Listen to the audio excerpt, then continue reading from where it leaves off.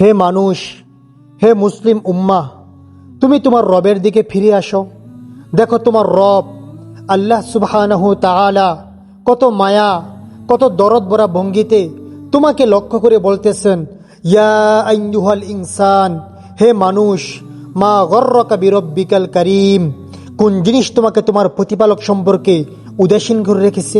কোন জিনিস তোমাকে তোমার প্রতিপালক সম্পর্কে গাফেল করে রেখেছে? আপনি যদি চিন্তা করেন তাহলে বুঝতে পারবেন আল্লাহ সুবহানাহু তাআলা কেমন যেন বান্দার কাঁধে হাত দিয়ে ধাক্কা দিয়ে দিয়ে জিজ্ঞেস করতেছেন, মা গর্রকা বিরব্বিকাল কারীম, মা গর্রকা বিরব্বিকাল কারীম। কোন জিনিস তোমাকে তোমার প্রতিপালক সম্পর্কে গাফেল করে রেখেছে? কোন জিনিস তোমাকে তোমার প্রতিপালক সম্পর্কে উদাসীন করে রেখেছে?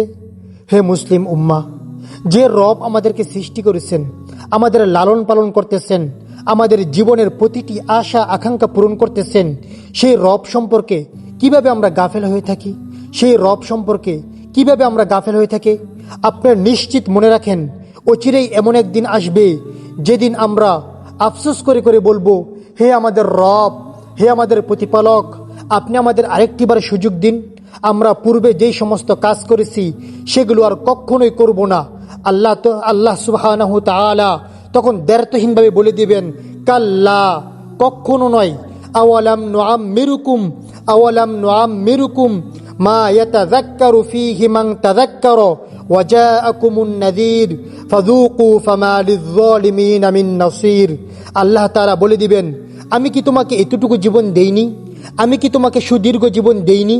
কেউ উপদেশ গ্রহণ করতে চাইলে সে উপদেশ গ্রহণ করতে পারত, আর তোমাদের নিকট সতর্ককারী নবী রাসূল গণ এসেছিল। ফাযূকু, অতএব আযাব ভোগ করো। ফামা লিয-যালিমিনা মিন নাসীর, জালেমদের জন্য কোনো সাহায্যকারী নেই, জালেমদের জন্য কোনো সাহায্যকারী নেই।